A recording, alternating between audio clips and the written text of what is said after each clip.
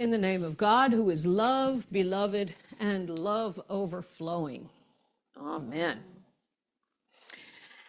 Henry Nouwen once said, "I am a limited, partial, broken reflection of a love that is unlimited, impartial, and whole.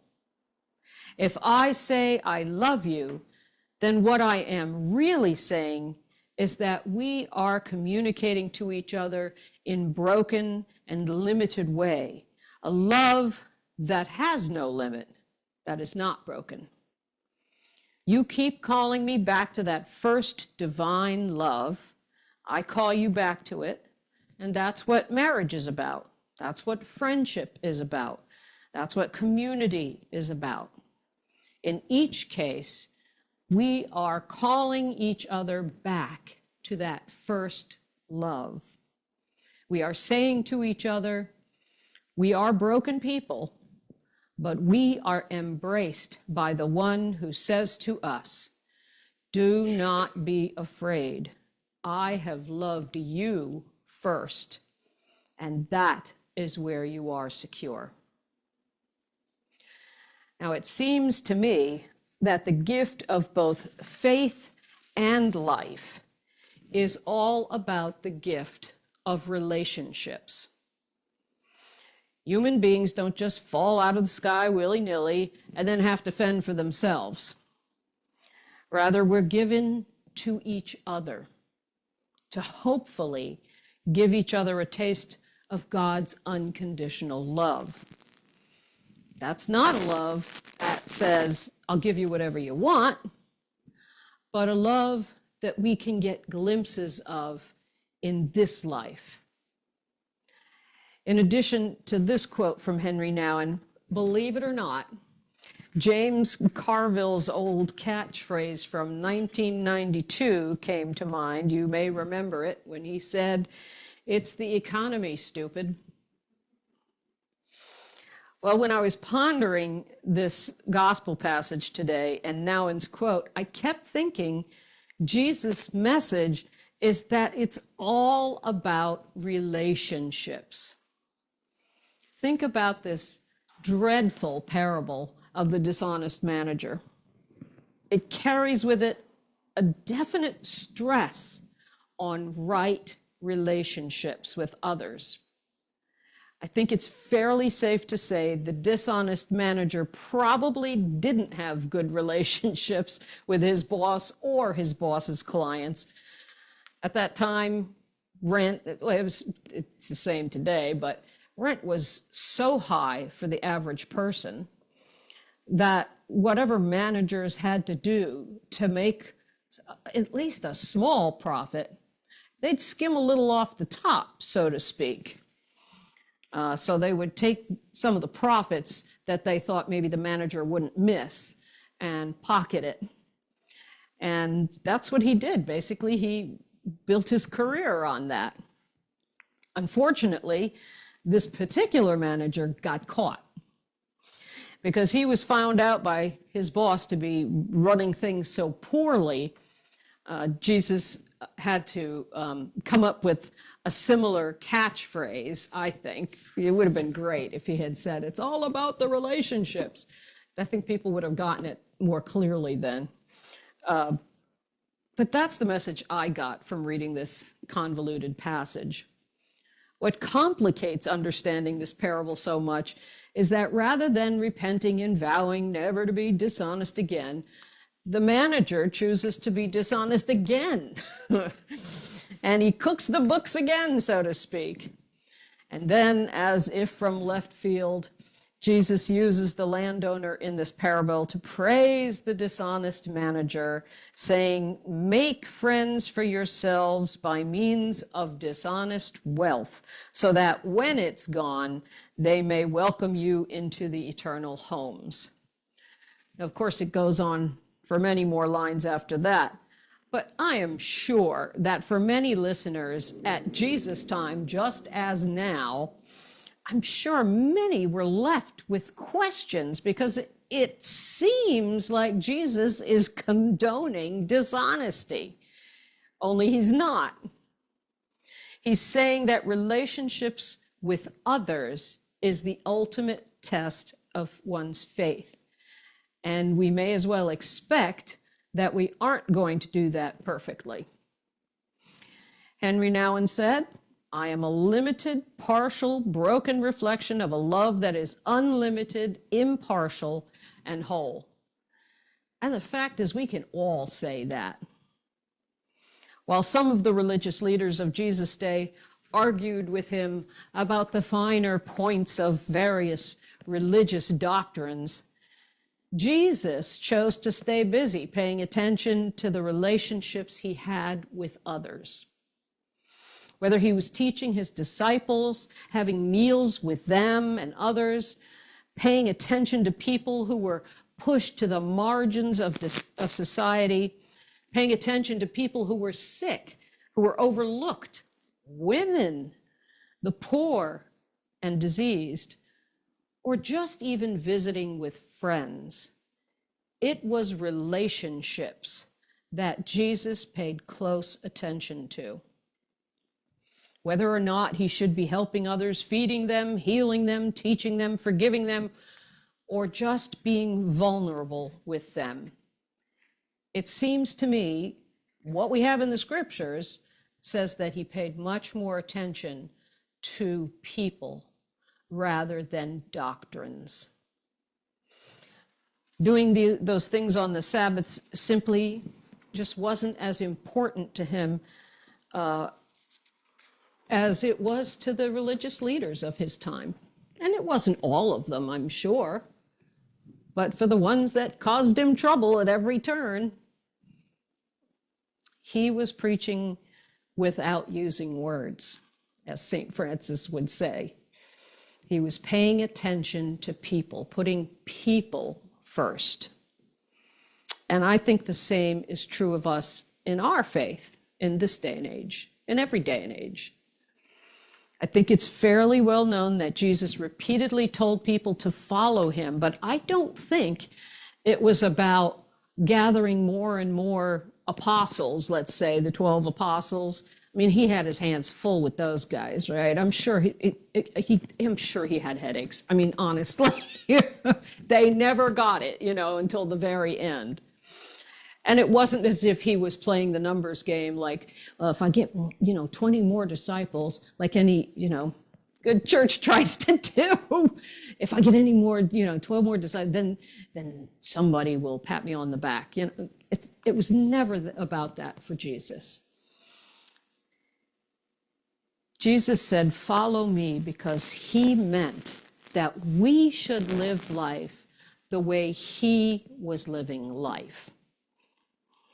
It makes sense that he believed the greatest of all commandments was to love God, but also to love one's neighbor as oneself. And that was the summary of all the law and the prophets.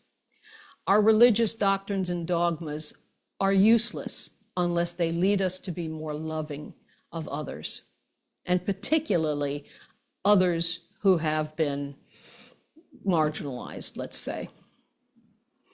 If relationships are the core of Jesus' teachings, then they should be for us as well. They will know us, they will know Christians by their love. If all we're seeing is hateful people spewing Bible quotes, that's not being known by love. It's much more important than the finer points of theology. So it gives us something to think about. Are we making some time to just rest in God? I sent you all an email recently about a book that was highly recommended, and I downloaded it immediately to my Kindle because the paper book itself is not out yet.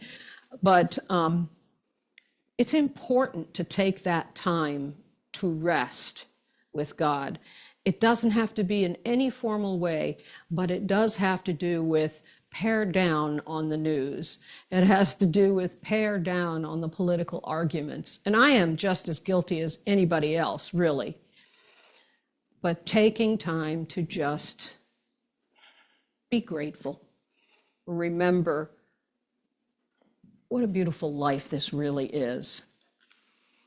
Not to ignore the situations at hand, but to take the time to breathe with God. I think that really would have a good effect on so many people in this country that are just going all the time from one sort of political crisis to another, rather than taking a step back, let's say, and resting. And by the same token, are we also making time in our life? Doesn't have to be tons of time, but are we making some time in our life to reach out to others?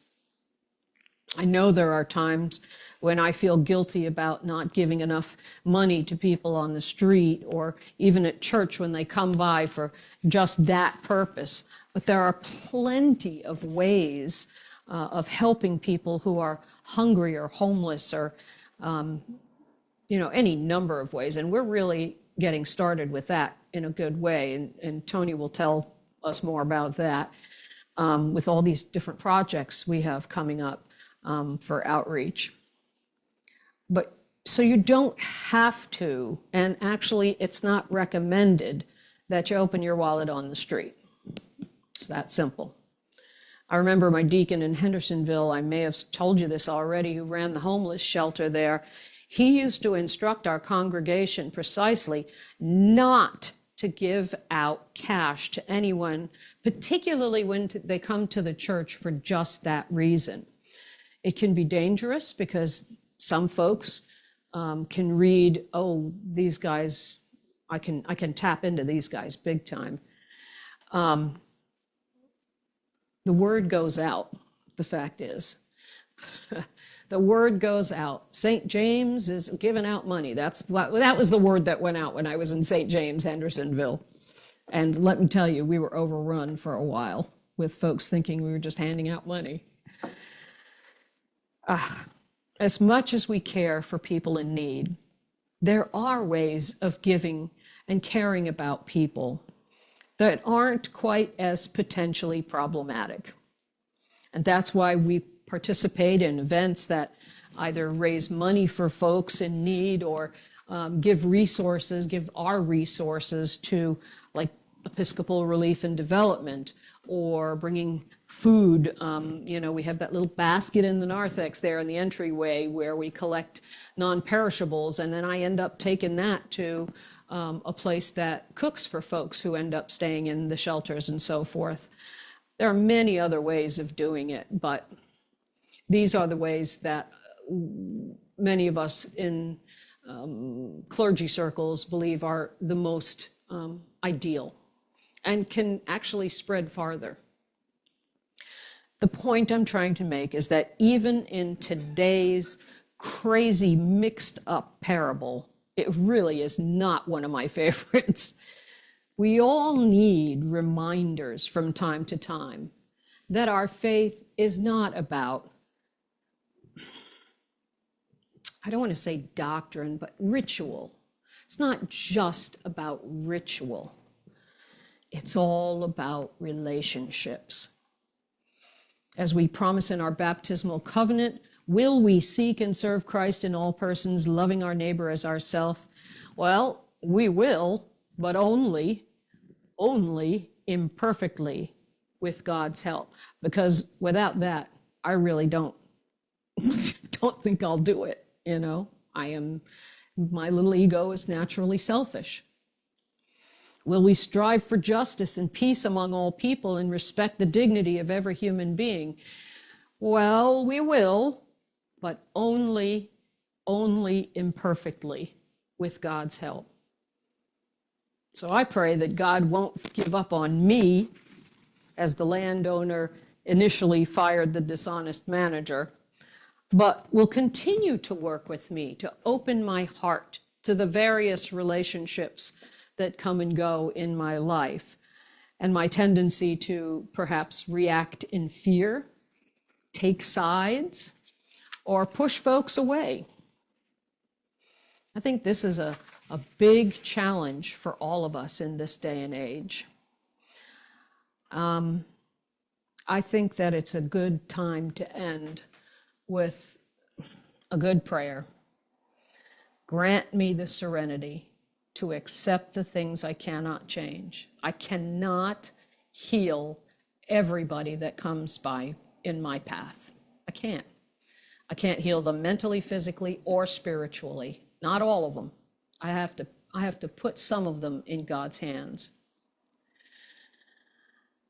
God, grant me courage to change the things I can and help me to know that's me. I can't change anybody. I can barely change myself. I'm so stubborn. I need God's help with that. And to have the wisdom, Lord, grant me wisdom to know the difference. What's my business? Me and my ego issues. What's someone else's business? None of my business, you know. But my faith is, and we will be fixing our sign hopefully this week after Patty and David come back from visiting friends and celebrating Patty's birthday. We will be fixing the sign once again. If it's not about love, and I don't mean schmaltzy Disney love, I mean, if it's not about caring for one another, then what is your faith really all about? You know, God, grant me the serenity to accept the things I cannot change, the courage to change the things I can, and the wisdom to know the difference. Amen.